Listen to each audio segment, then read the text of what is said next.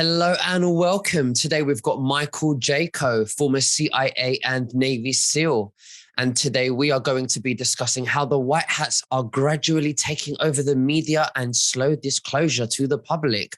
Now, just before we begin, you can subscribe to our Telegram channels and to nicholasveniamin.com for my free email updates. And if you're watching this for the first time on YouTube, I will leave the link below in the description for the full interview, unless, of course, myself and Michael can use our words wisely due to the insane censorship that's happening right now. Michael, thank you for joining me, sir. How are you and what have you been up to? Doing great, Nicholas. Thanks for having me on again. I'm enjoying this Florida weather. It's been quite fabulous, getting to the beach and enjoying the sunshine, good food. So it's been good. That's fantastic. So we were just talking just before we went on air and you were saying how that there's going to be food shortages and then we've got the whole Hunter Biden laptop as well. Why don't you talk to us about why is there going to be food shortages if the white hats are in control? So what we're seeing right now is a result of 2 years worth of lockdowns and so forth. So that's obviously going to have an impact on production of food sources and so forth. The movement of those food sources to warehouses and so forth. We've seen here in America where there are massive backups in the ports. Months long backup. So it's starting to have an effect in America. I think it's going to have an effect around the world. So in Shanghai, they're still doing that lockdown thing. And because of that, people are literally starving in their apartments. So I guess for like a week now, people have been locked down and now there's beginnings of riots, which is to be expected. If people can't eat, they're going to have to go out and do whatever they can to eat. So they're moving into the streets. I saw this massive protest where people were, struggling to get into a food store and get food. And then we're seeing people that are locked in their apartments that are screaming in their apartments that they don't have food and, someone needs help and they don't have any water or anything like that. So it's beginning, I guess, in Peru. There's been some rioting, a little bit of rioting because of, the price of food going up and so forth. Skyrocketing prices is going to put a lot of food sources out of people's hands. We see a massive kill off of poultry here in America due to poultry viruses that are killing livestock. So you're getting it from both angles. 2 years worth of lockdowns where the food industry has been has suffered from it. They can't move their poultry. They can't move food to the poultry and the cows and so forth because of problems with moving things here in America, shipping and so forth. So cattle is not getting feed, so they're having to slaughter the cattle. That's keeping food prices stable somewhat at this moment. But on the other side of that, it takes years and years to bring these cattle online. So there's going to be a massive on the other side of this, basically we're going to hit a cliff and fall off the cliff, I think, as far as like food. So there's going to be massive food shortages and rioting. We're already starting to see that in Shanghai, and it's going to spread around the world. Now, the white hats, you're asking why would the white hats allow that to happen? There's only so much control that they can have. And a lot of people are like, why don't they step in? You look back on 9/11, that was an event where they were almost about to step in. 9/11 happened. I think we're going to find out that these guys were about to cook off some nukes. That's been my insight because I know the nukes were out there. And I've been hearing through the grapevine from different sources that, they have stopped out several nuclear attempts. So that's going on. So you know that the white hats can't step in hard and take these guys down. For one, people would be, who's doing this? Why? Because a lot of people are still thinking that the people that are in charge are good people. And we know otherwise. Most of us that are awake and have critical thinking processes. So we can see that, a lot of problems exist. The baddies, as we can call them, the deep state, whatever you want to call them, have taken control of most of the world. And as they start to get shut down, there's a money system, as we're seeing, in Russia, they're starting to go to gold-backed currency. And I guess China is going to back Russia now. I just saw that just recently in the news, and go away from the petrodollar. So in the past, any country that tried to get away from the petrodollar got punished very severely. So those countries are going to be punished severely. We've already seen one of them being punished severely, Russia. So is that going to happen with China? Because China seems to be the golden child. No one seems to want to push on that golden dragon. But is that going to happen now that they're not going to back the petrodollar? It very likely will happen, because they're going to protect that at all cost. That is their money source, and they can't not have that continue. And if it's starting to be shut down, which it is, we're seeing a massive takedown of the baddies, right? So the baddies are on the ropes. We've talked about that a lot. A lot of your guests, a lot of guests that I have on my show, we've been talking about this process. They're going to get desperate in their last days, so they're going to try and push this starvation. Because if people are starving, which a lot of times, communist countries have done in the past, they starve their population so that they become compliant. Because people will do anything for food. If they're going to starve, they starve, or they can do what the masters tell them to do. And so we're going to see some of that start to happen, unfortunately. And we're also going to see inflation, like we're talking about. So, yeah, are you going to buy an ounce of silver or 10 cans of tuna? It's going to come to that. Tuna food sources are going to become extremely expensive and hard to come by. So that's another thing that we're looking at. You can have a lot of money, which is great, but if you can't buy anything with that money, like food, then it's worthless. We're going to see some of that going forward. Prices get out of a reach of a lot of people to buy normal foods, because I'm already hearing that a lot of people are already starting to move to beans and rice, and that's supposed to be a survival food. So if we're already moving to beans and rice to, sustain and survive for a lot of people, unfortunately, then we're looking at some dire situations going forward. So that's what I see. The white hats can only do so much. They're fighting against a foe that is, has very horrific plans if things don't go their way. They have long-term plans, 100-year plans, 50-year plans. And usually we, react to a few months. If we look back on World War II, that was a 5-year event. It involved the entire world. So we're having an entire worldwide event at this moment, trying to defeat a foe that is very, very much entrenched throughout all societies and deeply entrenched. Mm-hmm. So to uproot them and get them out is going to take a little bit more than someone just stepping in and saying that's enough. It's going to take a lot to get these guys out. So brace yourselves. Absolutely. Now, if the white hats decided, for an example, that they were going to go all in and do anything they want to do, what type of negative impacts would they be facing that they would be getting, from the dark side, considering that they are psychopaths? Yeah, these guys have already demonstrated they have technology to start fires, to control the weather. They've been doing that. Looks like California is going to have a massive drought again this year.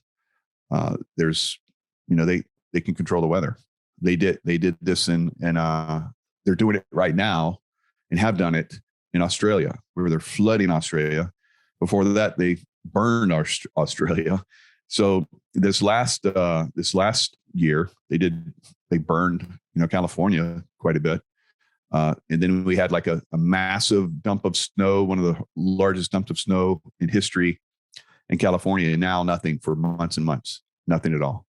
So there's going to be a massive drought in California. They're already saying it is. So what does that do to crops? Same thing. It's going to affect crops. So California is one of the major bread baskets for America. So we're seeing another, event where they're controlling this. And these are the things they can do. They can create, massive, fires, burn cities down, all kind of crazy stuff, take out crops, create droughts so that no crops can be grown, or flood whole areas like they've done the Midwest. They've flooded the Midwest in the past so that crops couldn't be harvested. So they can do these things. So we're going to continue to see stuff like this until this evil, empire here in the world is taken down. So it's a delicate situation where, who and where do you hit? I've seen some of this stuff being taken down. They can create earthquakes. They can create tsunamis. They can set off, nuclear bombs or an alien invasion. And not just an alien invasion where there's aliens in the sky, but alien invasion where they come in and start shooting missiles and all kind of crazy stuff and blow people up. And so that would be very traumatic to people. So we know that everyone's talked about this, how they've been planning an alien invasion. And there's been a lot of people that have been leaking this for, very, very long time, for decades, actually, that this was coming, and it was coming around this time frame. So can you stop that stuff out? Yeah, you can stop it out, but it's usually very delicate. It has to happen behind the scenes. Having been part of, the organizations, Navy SEALs and the CIA, where we stopped out, terrorists and other things before they, got really out of control. It's a delicate process. It takes years to track these people down and then eliminate them or stop out their organizations.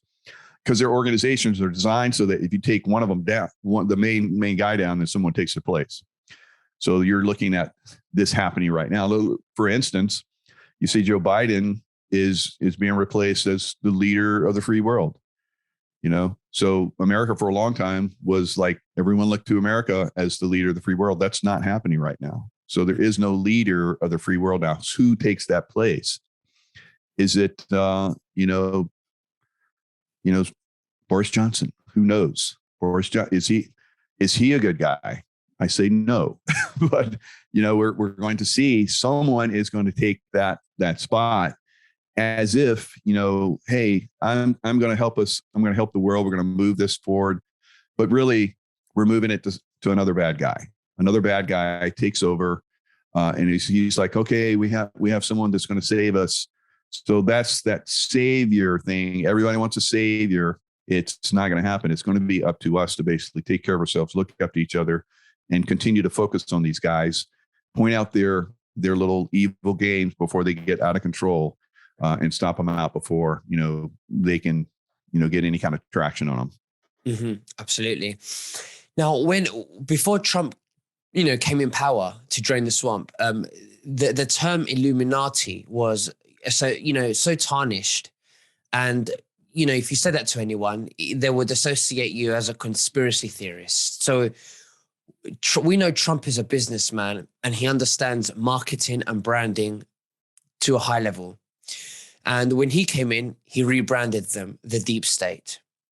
Do you believe, because Trump understands about marketing and branding, that in order to bring attention to certain areas, to expose the dark side, do you think that maybe the Hunter Biden laptop is also labeled as that to make it easier for people to, understand what this is, to talk about it more? But what really this is, it's a laptop of information of everything about the New World Order in one place. And it's called the Hunter Biden laptop. Of course, Hunter Biden is involved, but just like Joe Biden is, the Clintons, the Bushes, the Obamas, and many more. But do you think that this could be a marketing strategy to call it the Hunter Biden laptop? But really what this is, it's the deep state's laptop that contains all the evidence and information of the New World Order that's going to be exposed to let the public know exactly what their 60 or 100 or 250-year plan was. What do you think about that? That's brilliant. Yes, there's definitely that possibility, but there's also the possibility that the White Hats configured this and put this together so that it could be exposed.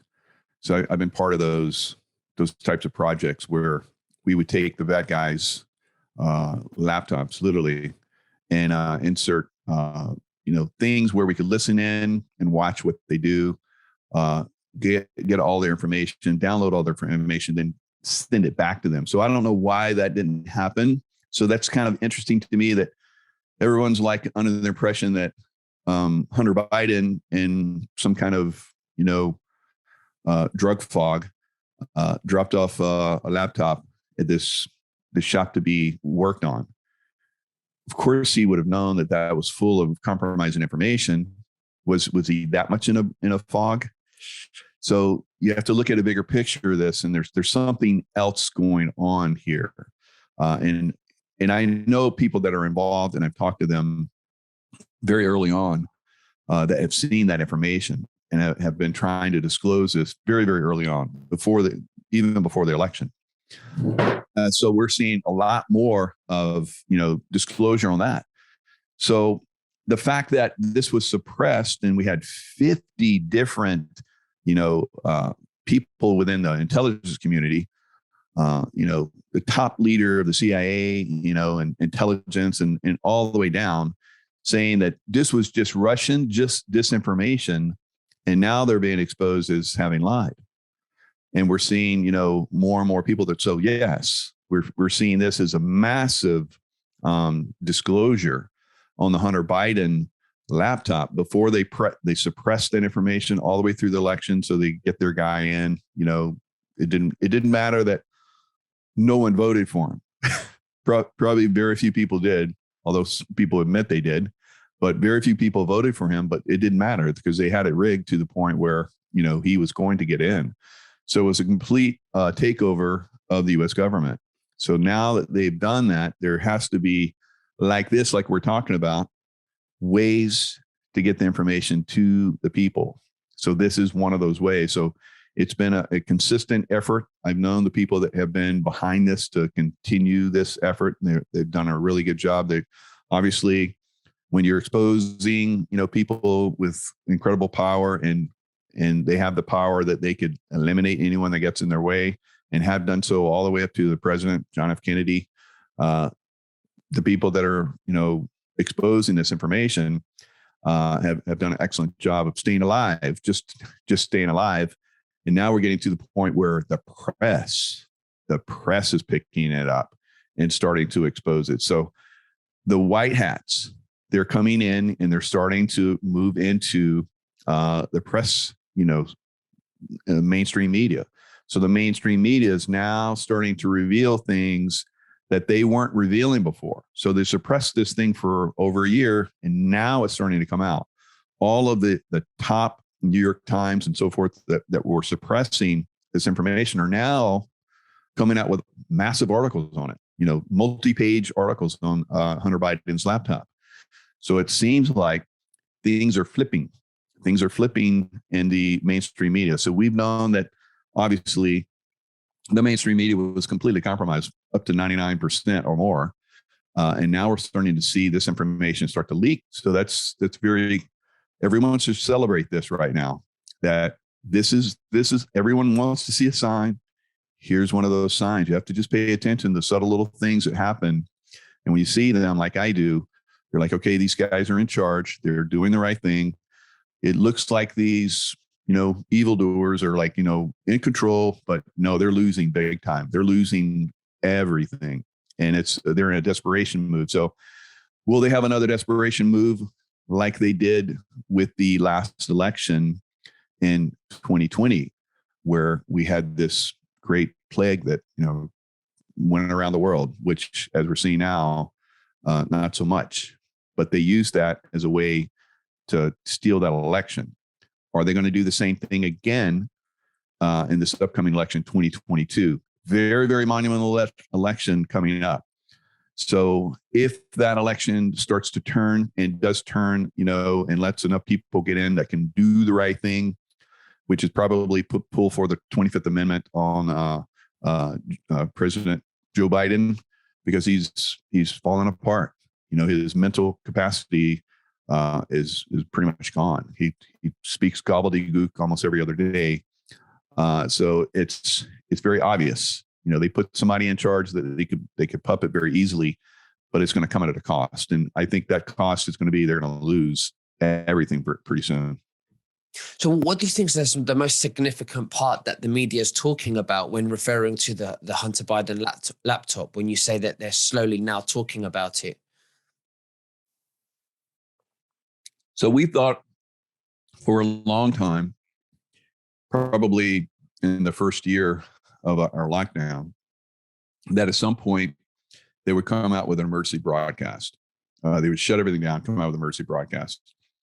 So we're seeing revelations that are coming through that would only come through if they had some type of control where they could start to put this information out. So if they came out and just shut everything down, and there's no way that any other news organization can put any information out, and everybody's like, oh, what is this? Has our country been taken over? So there's a problem with that. Mm-hmm. But if because everyone is, learned how to watch the news for their information, whether it's good, whether it's bad, whether it's manipulation or not, people have learned to watch the news. So if they're watching the news and they're starting to get this information on the Hunter Biden laptop, then it's revelatory. It's like a lot of people are saying now, well, if I known that, I wouldn't have voted. If those two people that voted for Joe Biden, they're saying now, I wouldn't have voted for him. So, and that would have made a difference. Maybe, I don't know, but you have to have a certain amount of people, so you don't have a revolution. You don't have people going crazy and so forth. You have to have at least a certain amount of people that are seeing the things for what they are. So if the manipulation and the lies are no longer filtering through, that makes a difference.